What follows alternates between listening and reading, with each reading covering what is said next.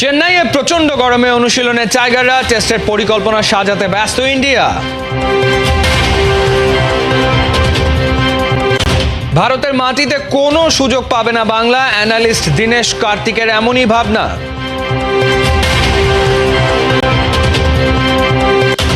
তৃণমূলের ফুটবলকে ধ্বংস করেছেন সালাউদ্দিন, চাটুকারদের কাছে টেনেছেন দিনের পর দিন। অনূর্ধ্ব-20 এশিয়ান কাপ বাছাই পর্ব খেলতে যাচ্ছে না বসুন্ধরার ফুটবলাররা। মারুফুল হক কিংস বিবাদে ঘটেছে এমন ঘটনা।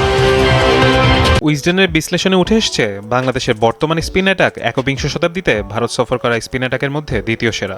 এর আগে দুবার শক্তিশালী স্পিন নির্ভর দল নিয়ে ভারত সফর করেছে বাংলাদেশ, তবে 2019-20 সফরে অনুপস্থিত ছিলেন সাকিব। টেস্ট ফরম্যাটে বাংলাদেশের সর্বোচ্চ উইকেট শিকারের তালিকায় সবার শীর্ষে সাকিব, 31.31 গড়ে 242 উইকেট তার। একবিংশ শতাব্দীতে ভারত সফর করা স্পিনারদের মধ্যে অন্যতম সেরাও তিনি, পিছিয়ে নেই তাইজুল ইসলাম কিংবা মেহেদী মিরাজ। 31.92 গড়ে তাইজুলের উইকেট 192, 32.72 গড়ে মিরাজের wicket 174। Naim Hasan test cap পান 2018-19 মৌসুমে। ক্যারিবিয়ানদের বিপক্ষে চট্টগ্রামে টেস্ট ক্রিকেটে প্রথমবারের মতো বোলিং করে 61 রানে 5 উইকেট নেন নাইম।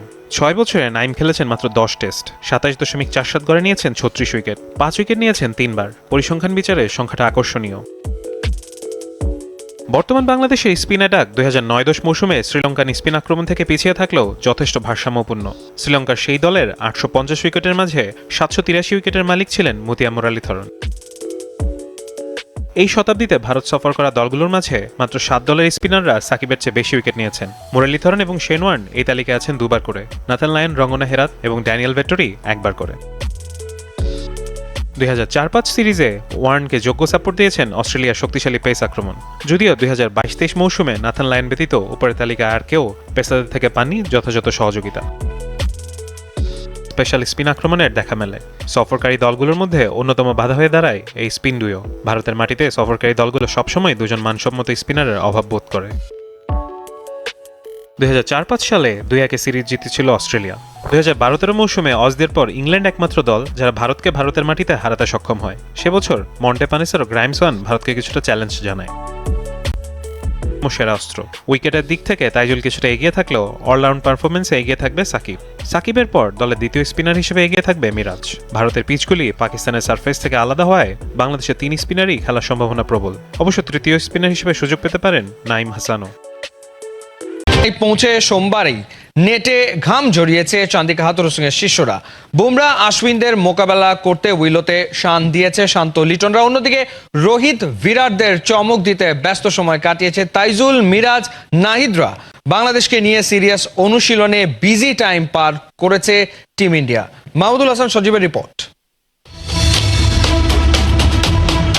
ঝলমলে রোদ, চনমনে টাইগার গুরু চান্ডিকা হাথুরুসিংহে পাকিস্তানের বিপক্ষে পেয়েছেন গোল্ডেন এ প্লাস। এবার ভারত পরীক্ষাও চাই চমক, তাই তো চেন্নাই পৌঁছে দম ফেলার সুযোগ দেননি শান্ত লিটনদের। দৌড়ের উপর রেখেছেন পুরো দলকে, নিবিড়ভাবে তালিম দিয়েছেন সাদমান মুইনুলদের।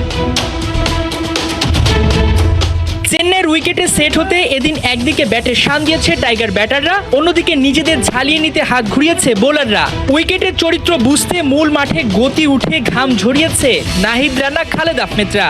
পাক সিরিজের আত্মবিশ্বাস কাজে লাগিয়ে ভারতের বিপক্ষে মাঠে নামতে মরিয়া টিম টাইগার্স, তাই তো সিরিয়াস অনুশীলনে ব্যস্ত শান্ত মিরাজরা।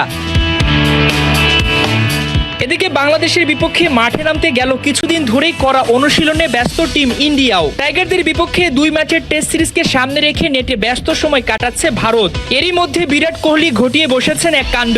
বিগ শট খেলতে গিয়ে ভেঙে ফেলেছেন চিদম্বরম স্টেডিয়ামের দেয়াল। আইসিসির লেভেল 3 কোচিং সনদ পেলেন মোহাম্মদ আশরাফুল।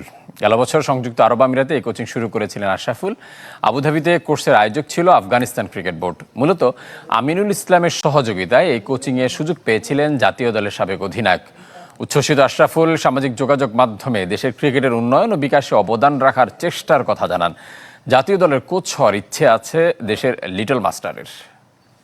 ভারতের বিপক্ষে বাংলাদেশের কোনো সুযোগ একদমই নেই, এমনটা মনে করছেন দীনেশ কার্তিক। ইন্ডিয়ার সাবেক ক্রিকেটার মনে করছেন স্পিন আক্রমণ নয়, পেসেই টাইগাররা হবে কুপোকাত। বিশ্ব ক্রিকেটে অন্যতম জনপ্রিয় ক্রিকেট অ্যানালিস্টের ভাবনার কথা শুনে রিপোর্ট করেছেন মাহদি হাসান। পাকিস্তানকে হোয়াইট ওয়াশ করা সোনালী সাফল্য, সাথে বাংলাদেশ ভারতের মধ্যে চলমান কিছুটা রাজনৈতিক অস্থিরতা টাইগারদের গুরুত্ব বাড়িয়েছে। এই দুই ফ্যাক্টর প্রত্যেকদিন কেউ না কেউ বাংলাদেশ টিম নিয়ে কথা বলছেন পজিটিভ, তবে দীনেশ কার্তিকের বয়ানে বিন্দু মাত্র সম্ভাবনা নেই শান্তদের। ভারতের মাটিতে টিম ইন্ডিয়াকে হারানো পাহাড় সমান কঠিন। পাকিস্তানে বাংলাদেশ ভালো খেলেছে সত্য, কিন্তু আমার মনে হয় ওদেরকে হারানো টিম ইন্ডিয়ার জন্য একদমই কঠিন হবে না। ভারতীয় দলে প্রধান ক্রিকেটারদের সাথে পরম বন্ধুত্ব ডিকের, এছাড়া সম্প্রচার চ্যানেলও ইদানিং গুরুত্বপূর্ণ ভূমিকায়। টিম ইন্ডিয়ার ভেতরকার প্ল্যান কেমন দীনেশ কার্তিক দিয়েছেন সেটার একটা আয়নাও। আমার ধারণা আমরা এই সিরিজে খানিক পেস সহায়ক পিচ বানিয়েছি। দেখেন সামনেই তো অস্ট্রেলিয়া সিরিজ, সেভাবেই প্রিপারেশন হচ্ছে। তাই বাংলাদেশ সিরিজে অতিরিক্ত স্পিনার খেলানোর মানে আমি দেখি না। দুই স্পিনার রবিচন্দ্রন আশ্বিন আর রবীন্দ্র জাদেজা এবং সাথে 3 জন পেসারকে খেলাতে পারে ইন্ডিয়া। চেন্নাইয়ের প্রথম টেস্টের উইকেটের রং লাল, ঘাসও আছে। কাভার সরানোর পর এমনটাই দেখতে পেয়েছেন গণমাধ্যম কর্মীরা। দীনেশ কার্তিক যে গেম প্ল্যানের কথা ভেবেছেন সেটাই যে সত্য হওয়ার দিকে এগোচ্ছে তারই নজির। অর্থাৎ স্পিন বলে সবাই যে মুখে ফেনা তুলছে, সেটাতে ফাস্ট বোলাররাই হয়ে পড়তে পারেন মুখ্য চরিত্র। কিলিয়ান এমবাপ্পেকে রিয়ালের জার্সিতে দেখেও মন ভরছে না অনেকের। এবার ম্যানচেস্টার সিটি স্ট্রাইকার আর্লিং হল্যান্ডকে মাদ্রিদে নিতে আহ্বান জানিয়েছেন ক্লাবটির সাবেক ফুটবলার গুতি। ফরওয়ার্ড লাইনের শক্তিমত্তা আরও বাড়াতে 180 মিলিয়ন ইউরোর বিনিময়ে তাকে দলে ভেড়াতে রিয়ালকে পরামর্শ দিয়েছেন তিনি। এদিকে গুঞ্জন আছে হল্যান্ডের সঙ্গে আলোচনা চলছে স্প্যানিশ ক্লাবটির। এক যুগেরও বেশি সময় ধরে বিশ্ব ফুটবলে রাজত্ব করেছেন আর্জেন্টাইন সুপারস্টার লিওনেল মেসি আর পর্তুগিজ মহাতারকা ক্রিস্টিয়ানো রোনালদো। তবে ক্যারিয়ারের সায়াহ্নে এসে এই দুজনই ইউরোপ ছেড়েছেন। তবে এই দুই সুপারস্টার পরবর্তী যুগে ফুটবলে মেগা স্টার হবেন কারা, এমন প্রশ্ন ঘুরপাক খায় ফুটবল প্রেমীদের মনে। সেখানে আসে অনেকেরই নাম। French footballer Kylian Mbappe, Norwegian striker Erling Haaland, Vinicius Junior, Lamine Yamal, Dani ওলমোরা নতুন করে আশা দেখাচ্ছে। তরুণ স্টারদের মধ্যে কিলিয়ান এমবাপ্পেকে ইতোমধ্যেই দলে ভিড়িয়েছে রিয়াল মাদ্রিদ। তবে লস ব্ল্যাঙ্কোদের সঙ্গে যোগ দিয়ে খুব একটা জ্বলে উঠতে পারেননি তিনি। এখন পর্যন্ত 5 ম্যাচ খেলে করেছেন মাত্র 3 গোল। বার্নাব্যুতে যোগ দিয়ে প্রথম কয়েকটি ম্যাচে একেবারেই আশানুরূপ পারফর্ম করতে পারেননি এই ফ্রেঞ্চ ফরওয়ার্ড। 11 পয়েন্ট নিয়ে তার দল আছে লা লিগা পয়েন্ট টেবিলের 3-এ। ধারণা করা হচ্ছিল চলতি মৌসুমের শুরু থেকেই ভিনি, এমবাপ্পে, এনরিকদের নিয়ে বাজিমাত করার, তবে প্রত্যাশা অনুযায়ী পারফর্ম করতে পারছে না দলটা।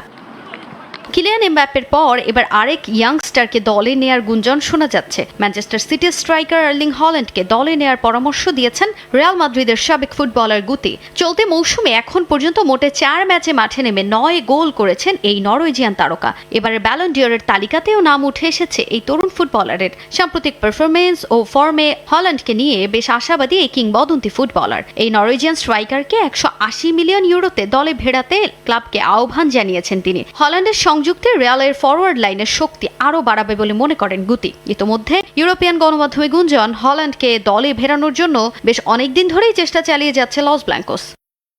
কিলিয়ান এমবাপ্পে ভালো ফুটবলার, তিনি ধীরে ধীরে রিয়ালে মানিয়ে নেবেন বলে আমার বিশ্বাস। তবে আমি মনে করি রিয়াল মাদ্রিদে এখন আর্লিং হল্যান্ডকে আনা প্রয়োজন। আশা করি রিয়ালের পরবর্তী টার্গেট হবেন এ নরওয়েজিয়ান স্ট্রাইকার। গুঞ্জন আছে চলতি মৌসুমে ম্যান সিটির সঙ্গে পেপ গার্দিওলার চুক্তি শেষে রিয়ালে যোগ দেবেন Erling Haaland. Tajin Khandaker. Football ফেডারেশনের দায়িত্ব নিয়ে একটা লক্ষ্যেই কেবল কাজ করে গেছেন কাজী মোহাম্মদ সালাউদ্দিন, নিজের ক্ষমতা টিকিয়ে রাখা। সে কারণেই টেবিলের খেলায় কাছে টেনেছেন অযোগ্য চাটুকারদের আর দূরে ঠেলেছেন ফুটবল পাগল সৎ ক্রীড়া সংগঠকদের। তার প্রভাব পড়েছে মাঠের খেলাতে। মরে গেছে তৃণমূলের ফুটবল, খেলোয়াড় তৈরি হয়নি। জাতীয় দল মাঠে নেমেই তাই হয়েছে দিশেহারা। ফুটবলে কাজী সালাউদ্দিনের গেল 16 বছর ধরে যে ধ্বংস চালিয়েছেন তার বিস্তারিত খালিদ জামিল। ক্রিকেটের পূর্ব দিকের গ্যালারি থেকে হঠাৎ এক দর্শক ঢুকে পড়েন মাঠে ঢুকে তিনি সোজা বাংলাদেশ অধিনায়ক সাকিব আল হাসানের কাছে ছুটে যান এবং পাস হওয়ার চেষ্টা করেন। সালাম করেও ফেলেন। সঙ্গে সঙ্গে দুদিক থেকে নিরাপত্তা রক্ষী ও পুলিশ বাহিনীর সদস্যরা ছুটে আসেন তাকে ধরতে। পাগল ভক্তকে জাপটে ধরে নিয়ে যাওয়া হয় মাঠের বাইরে। কে এই অতি উৎসাহী দর্শক? তিনি কি শুধু সাকিবকেই সালাম করতে মাঠে ঢুকেছিলেন, নাকি অন্য কোনো উদ্দেশ্য ছিল? বিসিবি নিরাপত্তা কমিটির সূত্রে জানা গেছে ওই আবেগপ্রবণ ও অতি উৎসাহী সাকিব ভক্তের নাম আরাফাত, বাড়ি মাদারীপুর। তাকে জিজ্ঞাসাবাদের জন্য পুলিশ